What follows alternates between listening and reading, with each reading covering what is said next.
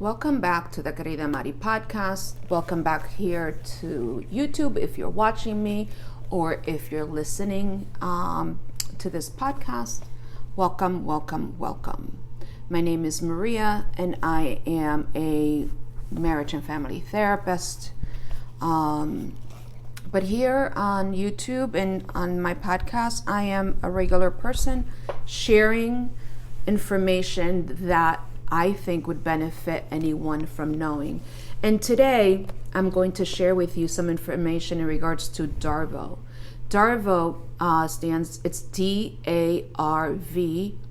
I mentioned it briefly last week's video, which is what to do or before you go to see a couples therapist, things to keep in mind. So if you haven't watched that or listened to that, feel free to go do that. But in that video, I mentioned DARVO. And DARVO is a technique that's used by perpetrators and people with narcissistic personality disorders and other disorders as well, in hopes to gain control of the situation, power over you, so that they don't take responsibility for any of their behaviors. So DARVO stands for deny, attack, reverse the victim, which is you, into the offender. So once again, they deny any wrongdoing, they attack you or your character, and then you being the victim, not a victim, depending on the circumstance, you might be a victim of their emotional abuse or physical abuse. But in any case, sometimes this could be parents. So there's no physical abuse, or doesn't have to be a parent. It could be a partner, friendships. You see this type of manipulation in many of your relationships if you really think about it. So one of the things is to deny. And I'm going to give you some examples of how that's done. So the denial is the purpose of the denial. I'm going to look down just so that I can take a glance at my notes. So that denial is a refusal to take responsibility for any wrongdoing in the situation. But the goal, remember the goal of them taking control or needing the power and control of this situation is they do it by confusing you. DARVO is to confuse you, for you to create self-blame, self-doubt. This is where you begin to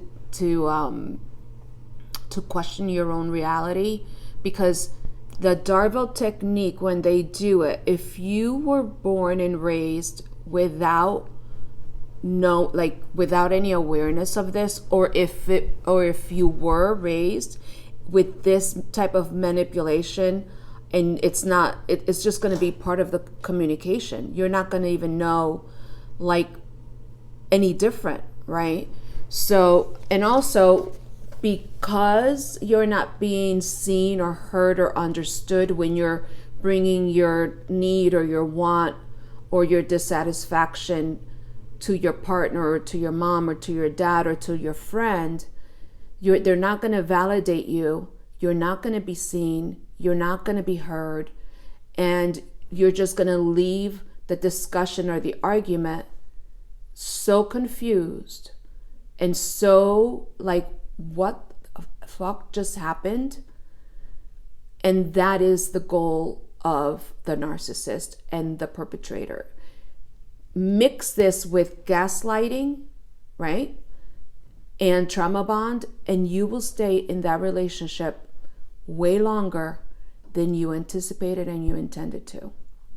So one of the things, so deny is refusal to take responsibility, accountability for any behavior, any wrongdoing of any situation. They will attack back. They'll attack you and make you their abuser by attacking your credibility, by the motivation that you might have, so that your intention might be in the right place, but they'll twist it and make your intention and motivation part of your attack on them.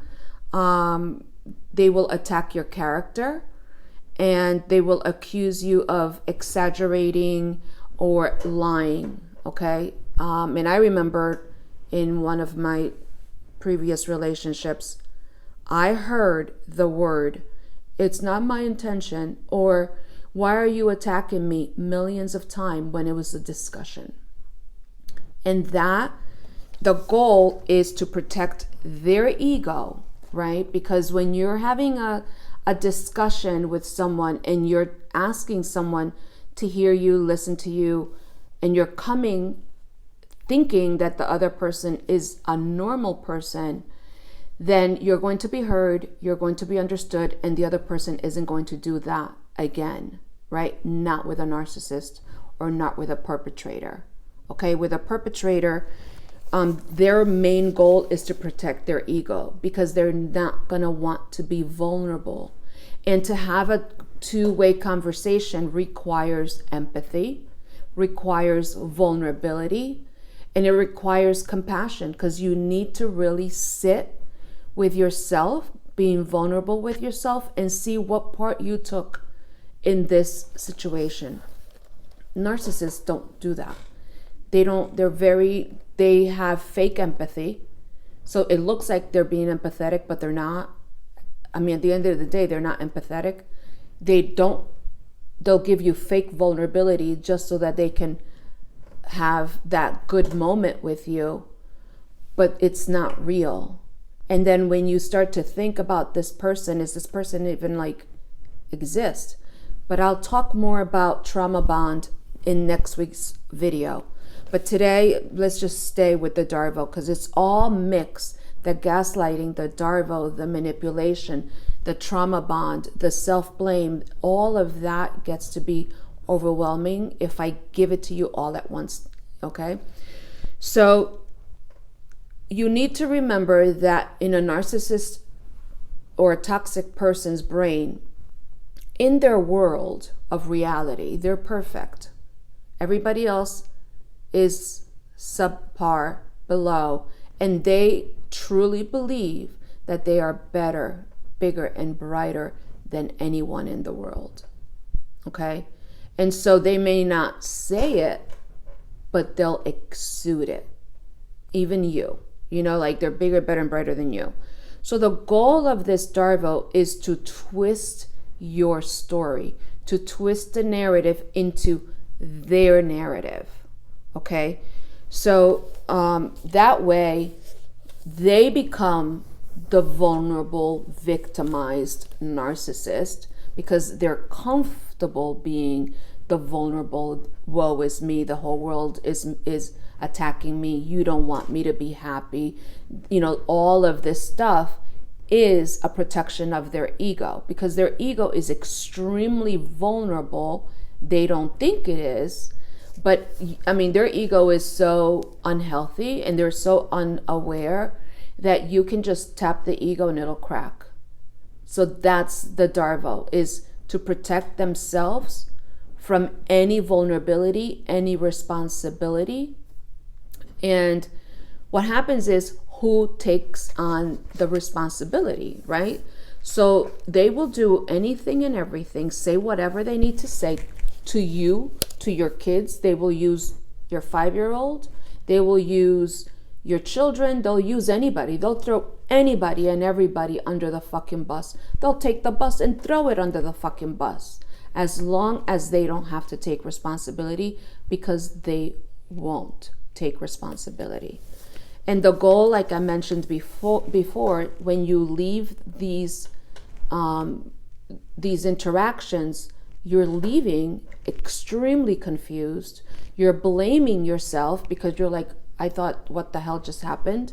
Because sometimes when DARVO takes place and you bring up a concern, the attack might come from fucking left field. And you're like, wait a minute, we're talking about this. And they'll deflect to something else, especially if you've got their number. They will try any tactic from here, there, anywhere, like a freaking ping pong machine, just to trap you into thinking that it's you, But when you know better and you know what's going on, the stakes are higher than when you don't know what's going on. And also, I want to remind you that this type of work has just been recently been researched. And I listen to, if you think you're listening to a narcissist, dealing with a narcissist, you may want to start listening to Dr. Ramani. She's here on YouTube and she's fantastic. And I've learned so much from her and from her videos. And so that's a resource that you may want to look up. I'll put it down in the show notes if you want to look her up, because she is like the one that's heading this whole narcissistic bullshit, like in regards to telling people, doing the research, and in the mud, sharing the information. And I'm one of not so many therapists that are learning in regards to narcissism. This is not taught in schools, because if you really think about it, the people that actually make it up in the game have a tendency to have some type of traits of this. So they're not going to throw themselves under the bus, right? That would be dumb. That would be stupid.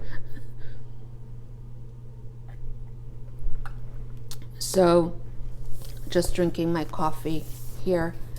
So anyway, I'm going to give you a couple of examples about what this may look like in your day-to-day lives, right? So another thing that I want to point out is, in addition to creating self-blame and self-doubt, you may just stop talking, right? You're not going to win. They're not going to hear you. And you're just, radical acceptance, right? This is who they are. They're never going to change, because they're never going to change. They'll tell you they're going to change, but they're not going to change. And the goal is to silence you. So what happens when you're being silenced? What happens to that need and that want? Okay? Now you either stay in or you stay out. You get out if you can. Not everybody can. Never, getting out is a luxury. Not everybody has the support system to get out. Not everybody has the resiliency to get out of these relationships. And if I'm talking about relationships like partnerships, but if this is a mom and dad, it all depends, it all depends what your support system is like. If your parents are healthy parents and you have them and it's a partner, you might be able to leave. Financial reasons, children are young, a lot of people stay, and there's no shame in anybody's game. Whether you leave or you stay, it's up to you. It's your life, and only you know what's best for you. So a denial may look like something like, I never said that. An attack to that, like, oh, I never said that, would be, you're crazy. How could you think that I would say such a thing, right? So there's the denial, the attack, and with the attack comes the reversing you from the one that's coming up with the concern, which would be the victim in this circumstance, or let's say the person that has the issue, and they're going to turn it around and attack you by, I can't believe you think I would say such a thing, right? I'm going to give you another example. This is a personal example that I experienced. The person that I was in a relationship with, his mother raged at me one night because I turned off the TV. Raged. Came home, mentioned it to the person I was in relationship with, and what came out of that person's mouth was, that doesn't sound like my mother. So now the character, right? The lying. I'm lying. Well, you never liked my mother anyway. There's the attack, right? So now what happens to the raging mom? That doesn't exist, right? So then it's like, wait a minute, what the hell? The lady did do that. You're denying my reality. So there's a gaslighting theme in there. Okay? So that's one experience of many. So another example could be something like someone getting accused of sexual molestation or sexual abuse or rape or stealing a car, whatever, and they'll say, I did what? That was consensual. She consented to that. What do you mean? She was wearing a really short miniskirt. like anyone that wears a miniskirt is like, hey, do me. No one has the right to touch anybody, right? Whether it's consensual or not. That person is a minor. So the thing is, it's like they will say anything and everything to not take accountability and to not take responsibility. Okay, and they will shift the responsibility, or they'll just fucking ghost you, right? They'll just be, you say something and then they'll stonewall you. Or you say something and then it's like you're left to clean up the mess. So the attack doesn't always come, right? It doesn't always come a verbal, like, oh, I would never say something, like say that. That doesn't sound like her. You never liked her anyway. So the attacks don't always come like that. An attack might be something like you call the person and you leave them a voicemail. Hey, these are my concerns. You said, did, blah, blah, blah. And then there's no response back. So you're left, right? And the response might be they just ghosted you. So you're still self-blaming, confused, like what the hell? Where did this person go? So it comes in many forms, but the most detrimental form is when they attack you, they attack your credibility, they attack your character. And this is very different, I have to say. Oh, before I make that point, with the DARVO comes, not all the time, but sometimes comes the mocking. The attack is done in a mocking way. They may roll their eyes at you like, oh, here she goes again, exaggerating, blah, blah, blah, and all that. So the rolling of the eyes, the mocking you, however you say it or whatever, and raising of the eyebrows. These are just 3 examples of intimidation, to intimidate you into silencing you. Now, that intimidation is emotional abuse. Okay, if you don't know the power wheel, the power struggle wheel in domestic violence, that is there. So the mocking is also intimidating you into silencing you and making you the attacker and reversing you in front to being the offender. Okay, so that also just so that they can gain control over you and your story. They want control of your story because your story is the truth and their story isn't. And they're going to create whatever they need to create in order for their truth to be seen. But it's not the truth, right? Another thing I also want to mention is that I remember, like, when I was growing up, this makes me laugh because it could be like considered DARVO, like, is this DARVO? I remember having this conversation with one of my clients, and I remember, or when you're crying, like when you're crying or whatever, and it also depends your financial economics too. I mean, if you come from a poor family, there's more struggles, right?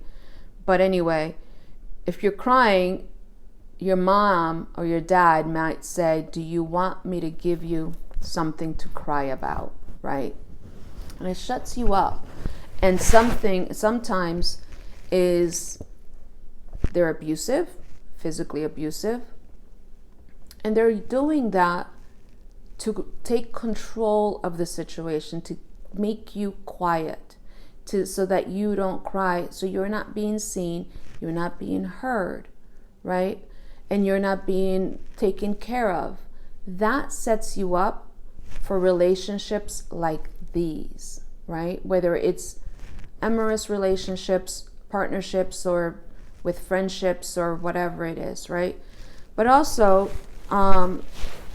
they might also say, no matter what else, no matter how much I do for you, you're never satisfied, right? So what are you crying about? I do this for you, I do that for you, I do this, da, da, da, da, da. That's part of the DARVO, right? And also, I remember, like I would always say, oh, I'm bored, or this. Well, let's go to the kitchen. My mom used to say that all the time. You're bored, let's go to the kitchen. There's a lot to do in the kitchen, right? So that's denial of my emotions and my feelings, but the intent of ill isn't there. You know, it's not like you're, like she's not degrading me in any way. She wasn't trying to manipulate me in any way, probably trying to get me to do the dishes, but it wasn't something like in the narcissism realm, where it's to create confusion, the self-blame, the hopelessness, the anxiety, the depression, the gaslighting that comes with DARVO and with toxic relationships. You might see something like this as well that isn't to the extent of narcissism, where you might, let's say you have a 15-year-old and your 15-year-old supposed to be at their friend's house and they're at a party or whatever it is, like things that 15-year-olds do, and then they get caught.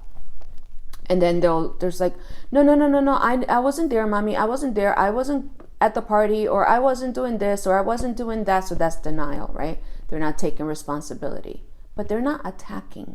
They're not saying, oh, you're the worst mother in the world, or you're this or that. So you be cautious as to how you're interpreting DARVO, because DARVO is a tactic that's used by, look at the big picture, right? Used by perpetrators, people with personality styles that aren't the best, like narcissism. This could also be seen with people with borderline personality styles as well. And sometimes with teenagers, but not to, like I said, not to the extent where they want to manipulate and take control over the narrative. They do, but it's not to the extreme of a narcissist. And then if you do have a 15-year-old that is exhibiting, or 16 or 20, whatever, that's exhibiting that type of behavior, just keep an eye on that behavior, because that child might be dealing with something.